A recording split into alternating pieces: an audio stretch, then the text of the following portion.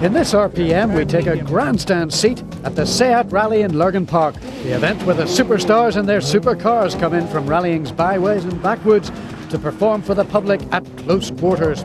It's an event where every second counts, where the smallest mistake can be counted in bent body panels, but the main aim is to entertain the huge crowds which flock to the park each July.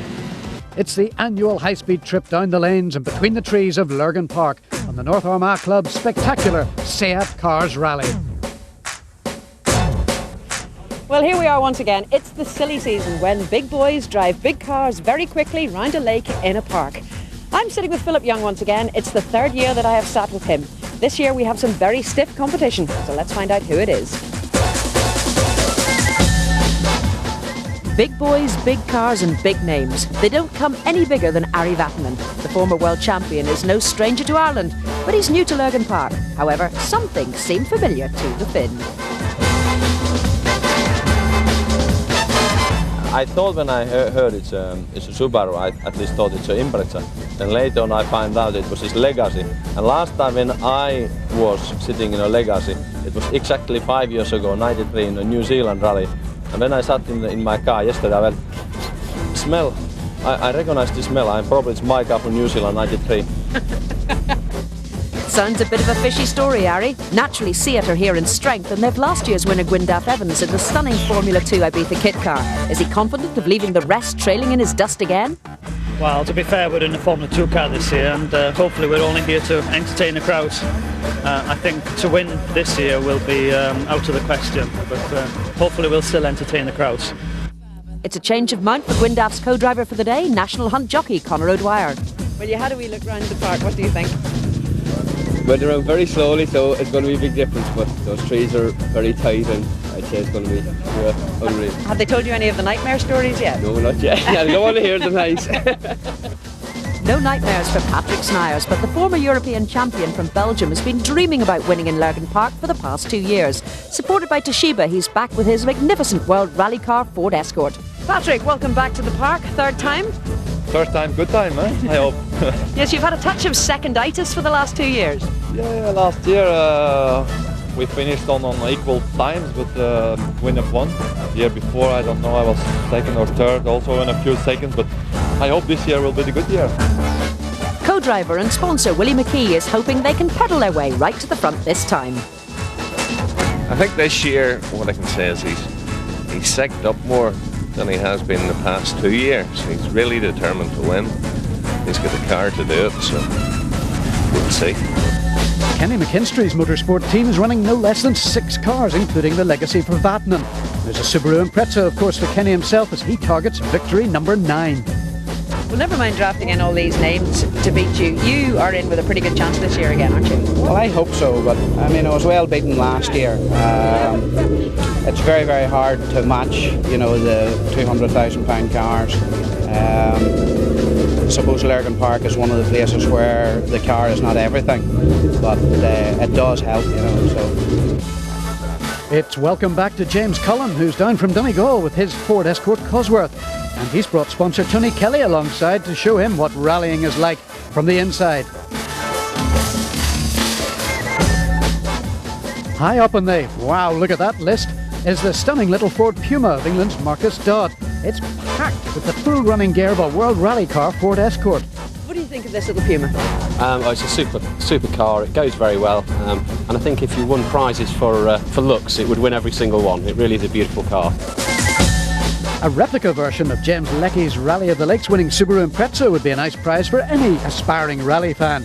But Michael McNichol has won himself a place in the co-driver's seat alongside Leckie in a competition run by the team. Have you ever done anything like this before? Never in my life, no. This is the first time I've followed plenty of rallies, but never had the chance, this opportunity. Well, make the most of it, enjoy your day. It's a fabulous experience. Thank you very much.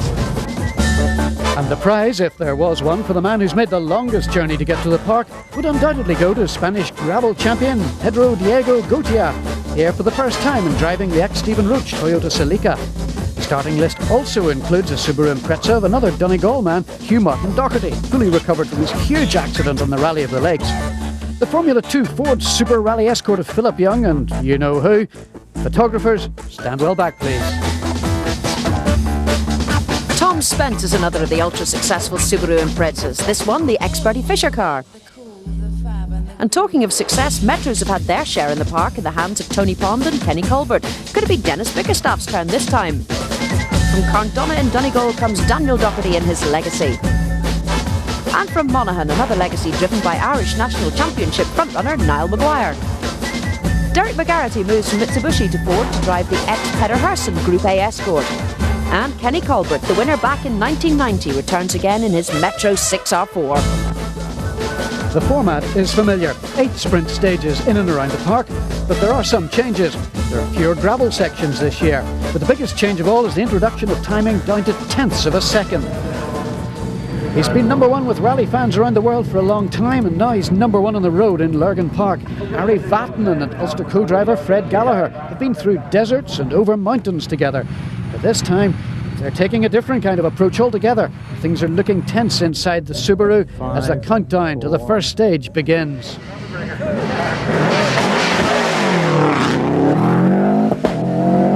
Even with the vastly experienced Gallagher calling the pace notes, it isn't easy to come to grips with the unique conditions in the park, and Vatanen's approach is tentative to begin with. It's not always as smooth as we've come to expect from the former world champion. And turn medium right after tree.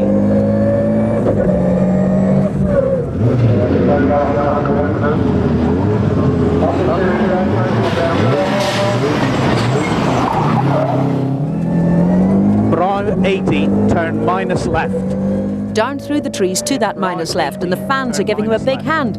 But Ari won't be entirely happy with his tail-wagging approach to the bridge. It's not the quickest way.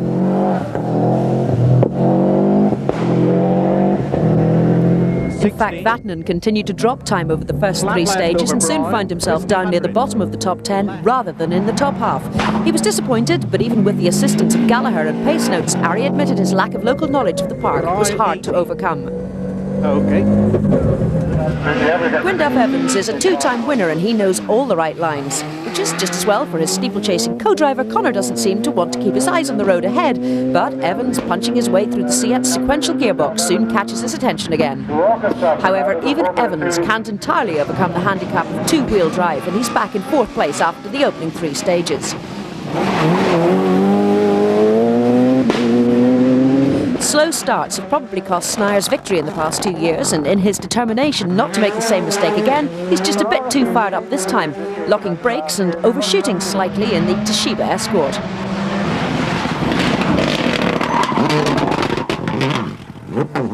But the multi-Belgian champion is a class act, and he's soon shooting up towards the top of the leaderboard. He's joint leader after the opening group of 3 stages.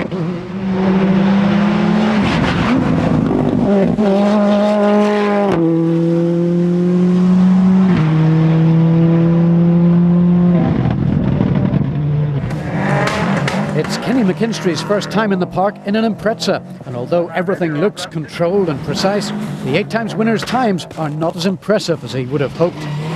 He drops 5 seconds to Snijers over the first 3 stages. That's a big margin on this event.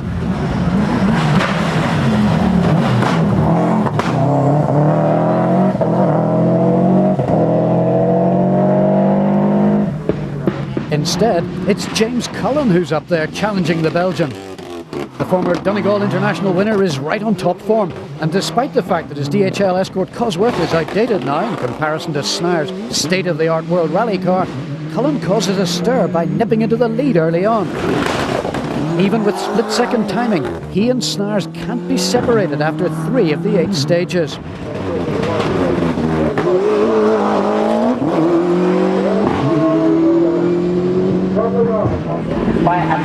But nothing causes a bigger stir than the eye-catching little Puma.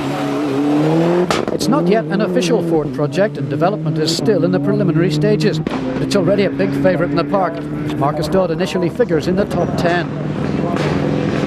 However, its engine lost its edge. Gradually, the Puma slipped back down the field.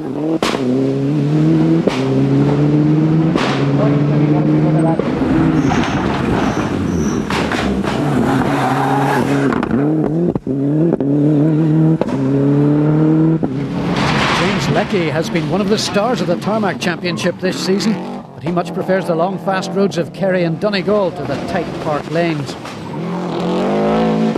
This rally is all about putting on a show for the fans. And Lecky's happy to do that, and he's well into the top 10.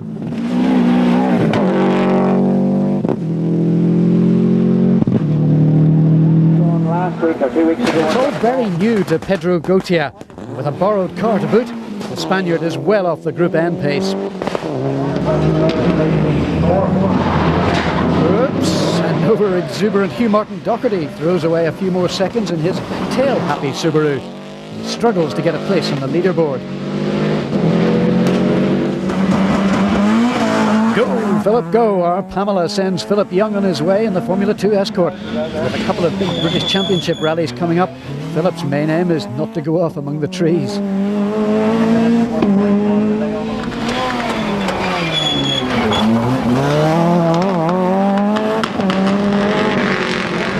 Tom Spence won the Derry's Lurgan Park last year, and he's soon knocking on the door of a place in the top 10.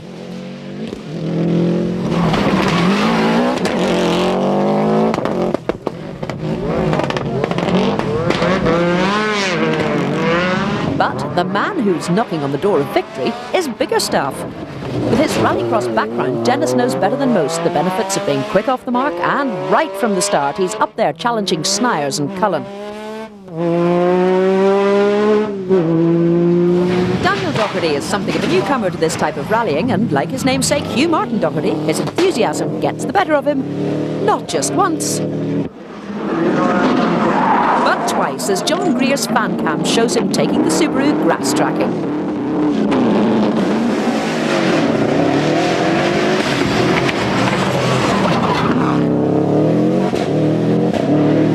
Now Maguire puts his experience to good use as he keeps his Subaru out of trouble and keeps it up in the top 10 too.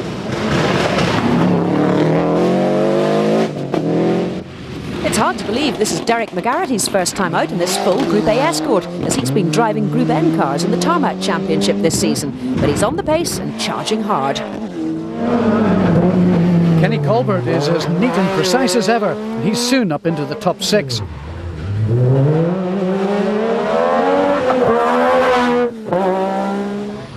But Eamon McAleenan in the unusual Metro engine Peugeot runs into mechanical problems with an accelerator pedal that doesn't want to accelerate. Northern Ireland Championship leader John McKeown is another to lose time, and his Sierra goes rambling across the grass.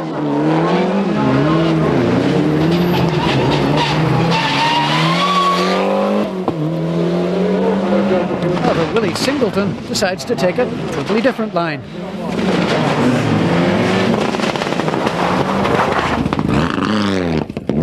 And ends up threading his Escort through the trees.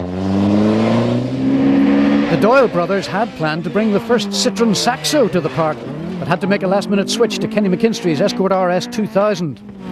But Mark and Rory are second in Formula 2 and pushing into the top 10. So, with everyone enjoying themselves in the sunshine, there's one young racing ace of the future who can't wait for the action to restart. It'll be no laughing matter for Cullen and Co when the flag drops for the second half.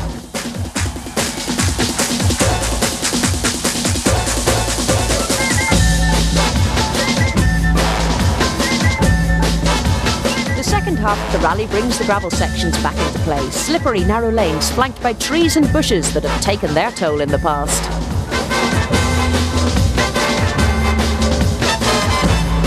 Well, while some are getting geared up for a hot time in the second half, others are keeping cool. And at least one young fan knows what it's like to get that winning feeling, if all too briefly. But will there be a podium place for the impressive Cullen? It certainly looks that way as he sets pulses racing with a blistering charge through stage 4. Despite feeling that the DHL Escort wasn't ideally suited to the loose sections, Cullen still edges his way to the front by 0.3 of a second. But as the Escort crackles its way down through the trees and into the lead, Cullen's moment of glory is short-lived. There's big drama ahead for him on stage 5, as his challenge will end with an accident down among the golf course section.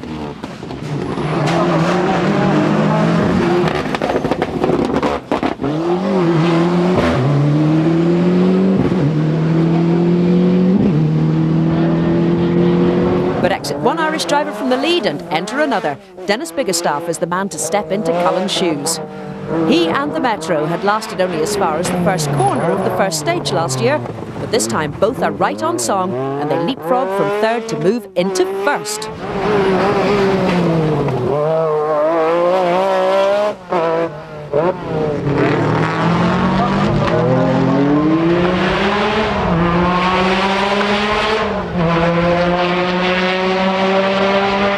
But the gap is less than a second and Snijers still has his sights on that first victory.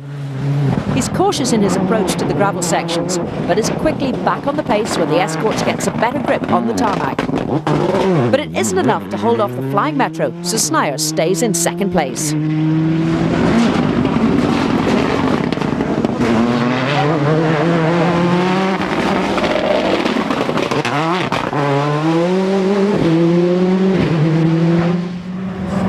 McKinstry feels he may have made a bad tyre choice on the earlier stages. Now he's up to speed and on the pace with Biggerstaff and Snijers. But 5 seconds is a lot to pull back on this rally, even for the man they call the King of the Park.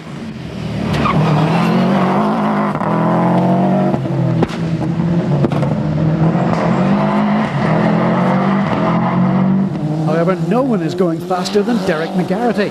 He was down as low as 7th place with gearshift trouble and then a broken drive shaft on the third stage. At that point, he was 7 seconds adrift of Snijers. Now he's on a major charge, and by the end of stage 5, he's up to 4th and still climbing. Evans is still showing jump jockey O'Dwyer the way through the trees in the Seat kit car. But it's already become clear that there won't be a win number 3 for Gwyndaff this year.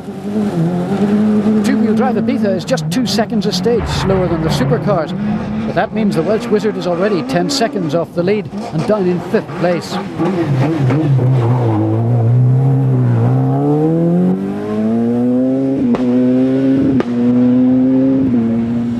Harry Vatanen is even further back, but he's happy to see those gravel sections. And K-lap, maybe. He and Fred Gallagher are back in 10th place, but gradually starting to move up the order. Right.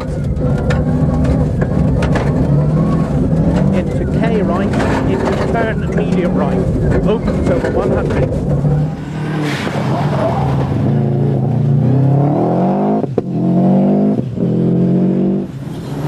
Two of Ulster's brightest young stars of the future, Robert Woodside and Niall McShea, were locking horns in their Mitsubishis in a nail-biting battle for Group N. These evolutionary Lancers are all the rage in production rallying these days, and Woodside was putting his haulage services car through its paces in impressive style to take the lead. However, it was oh so close. In fact, McShea was just 1/10 of a second behind in his Earn Electric's Lancer after 5 stages. Local man Raymond Mason was enjoying his run in his Subaru. They were leaving Pedro Goitia a long way behind, the Spaniard struggling to keep up in a strange car. Dan McCartan was best of the rest of the production brigade until he backed his Mitsubishi into his trees in front of John Greer's camera. To make matters worse, Dan didn't realise he had a rear wheel puncture, and that led to another, less damaging spin.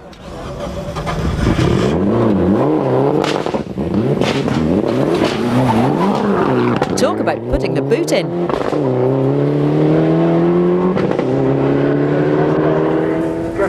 Going tagging. Meanwhile, it was going to take more than a paint job to mask the damage to Cullen's car, but there were words of understanding from Vatanen. What can I say? I mean, I have made many mistakes, too many. I don't think this gentleman has made too many mistakes, but he was going very fast. And when you try hard, I mean, every now and then mistakes are bound to happen, but the motorsport is different from any other sport. It hurts far more. If you are a runner, you tumble, you fall down, you lose your race, but a week later you can run again because you just buy a new pair of shoes. Rallying is different. It hurts much deeper. James, I think possibly the only consolation at this time is that at the time you were leading Harry Vatanen. Well, I suppose, yeah. And everybody else, which is good, like, you know, but there's no denying it's a huge setback, like, you know, it's the first accident, I think, in 12 rallies or something, so it has to come every now and again. Prefer if it wasn't as big. Denis, the afternoon's going well for you so far? Not too bad, Plum. With a wee bit messier on that time, but still got a fair good time. We're slower in some places and quicker in ours, so I don't know how we fared out. Can you win this one? We'll certainly try. Yeah, for the moment for us it's going good, but after 5 stages we lie in second, 0.8 seconds behind Denis Biggerstaff, and yeah, he's quite fast. The first time on the loose there was a lot of gravel on the road and we were running car number 3, so it was quite tricky and maybe I was a little bit too cautious and I lost maybe a second or so, but it's not finished yet, so there will be a big fight for the next 3 stages. A big fight for sure. And the Snijers-McKee partnership headed towards stages 6 and 7, knowing they had a real battle in their hands. It takes all their concentration in the final few stages.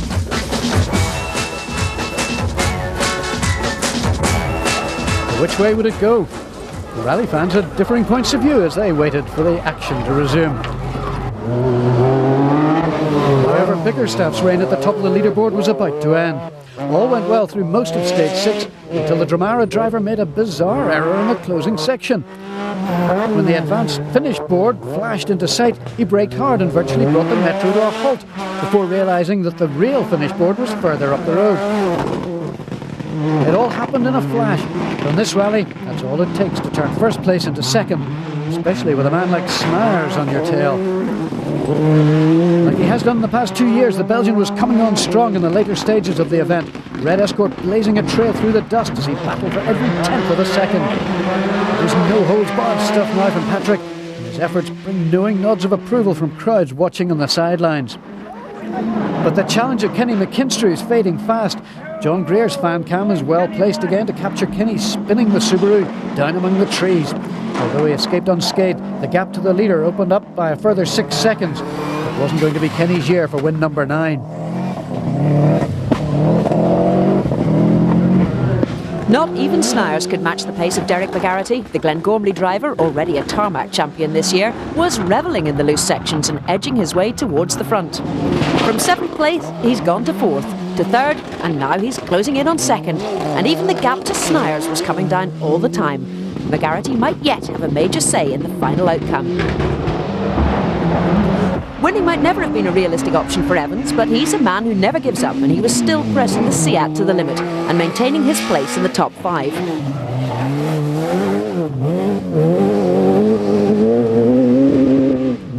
Right behind him, Kenny Colbert was putting in another of those no-fuss, no-frills performances in the immaculate Metro. Lecky, meanwhile, was working hard to stay in 7th. His prize-winning co-driver was growing in confidence all the time. So confident, in fact, he remarked that James couldn't frighten him now. Ruefully, James informed him that he could, but it was to cost him too much to repair the car. 20 left. The Vatanen Gallagher combination was enjoying themselves, but progress up the leaderboard was slow. After 7 stages, they were still in 8th place. Eamon McAleenan had put his early throttle problems behind him and was starting to make up ground in the Peugeot Metro. But with Evans looking on, he gets caught out amongst the trees.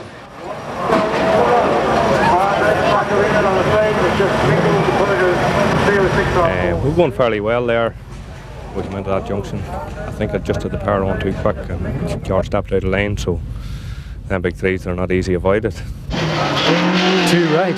Just ask Davy Crockett. There's an even bigger one looming up in front of his little Vauxhall Corsa. Oh, it's too broad to avoid. The Corsa's back wheel takes the brunt of the impact.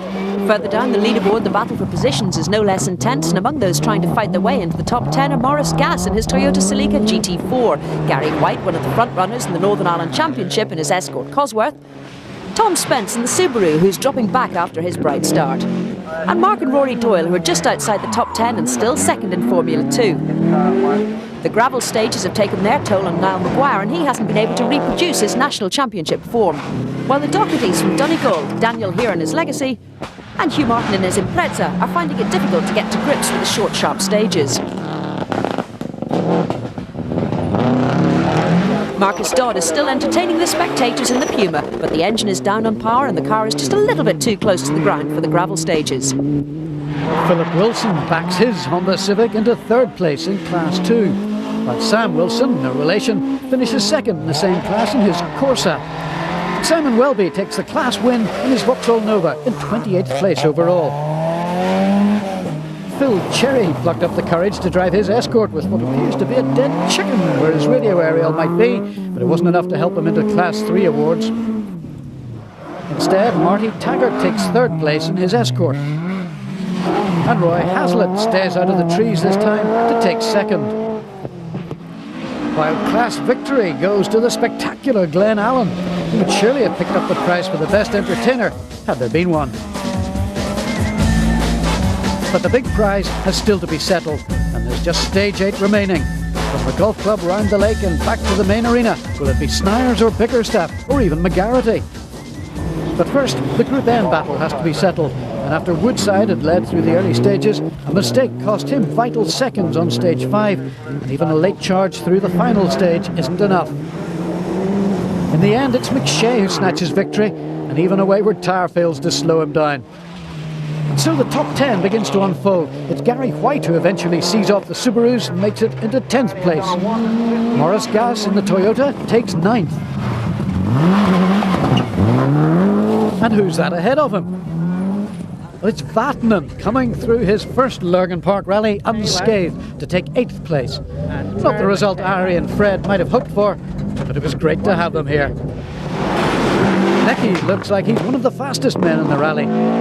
But number 7 he started, and number 7 he finishes. He can always write in his CV that he beat a world champion.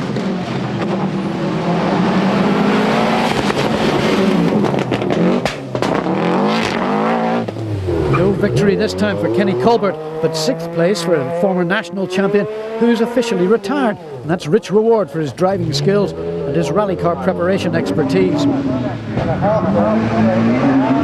Conor O'Dwyer thoroughly enjoyed his first experience of rallying, even if Gwyndaff has to be satisfied with 5th place.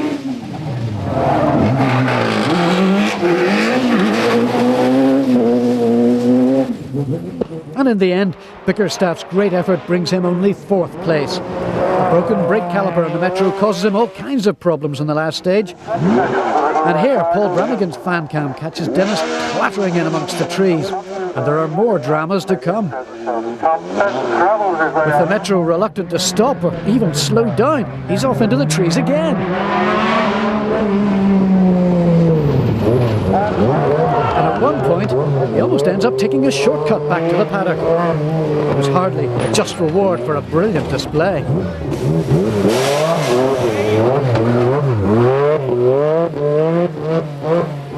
Biggerstaff's troubles worked in Kenny McKinstry's favour. He moves up to 3rd place, the same result as a year ago. But for once, he's a long way off the lead.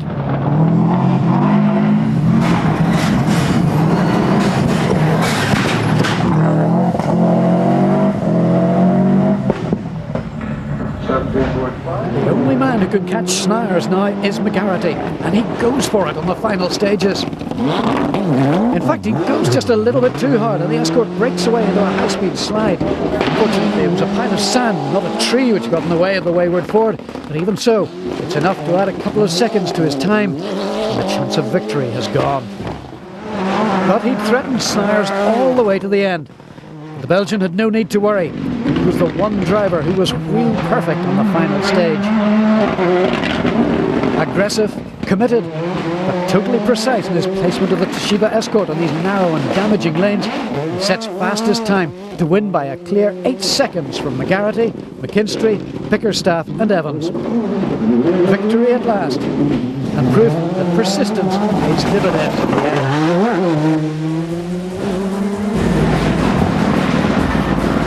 I am very happy. I'm sure it's the 3rd time I'm here, and I'm glad I won. Last year it was very, very close. Couldn't even be closer, and this year it's it's okay. So I'm very happy to win this event. In fact, everyone seems happy to see the popular Belgian win the event in the park and finally get to pop the champagne. Co-driver Willie McKee looks pretty happy too. Well, as the crowds disperse here in the beautiful sunshine of Lurgan Park, we've had another fabulous day. Congratulations at last to Willie McKee and Patrick Snijers. Willie on his 8th rally here in the park, Patrick on the 3rd attempt, 3rd time lucky. And where did we finish? We'll tell you next year. Keep the revs up.